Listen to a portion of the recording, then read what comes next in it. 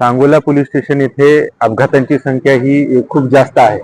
ही संख्या लक्षात घेता विविध प्रकारच्या उपाययोजना करण्याचं काम सांगोला पोलिसांकडून माननीय पोलीस अधीक्षक सोलापूर ग्रामीण श्री अतुल कुलकर्णी सर यांच्या मार्गदर्शनाखाली सुरू आहे.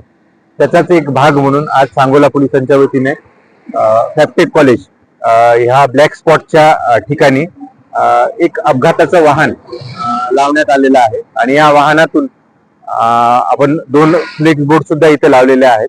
ह्याचा मूळ उद्देश जे रस्त्यावरून 2 व्हीलर 4 व्हीलर जातात त्यांनी त्याकडे लक्ष देऊन अपघातातून ज्या काही कॉस्ट त्यांच्यावर होऊ शकतात, जे जीवितहानी वित्तहानी होऊ शकते ती होऊ नये यासाठी हा एक उपक्रम आम्ही राबवलेला आहे. तर माझी आपल्या वतीने सर्वांना विनंती आहे की वाहन चालवत असताना जे काही नियम असतात ते नियम आपण पाळावे.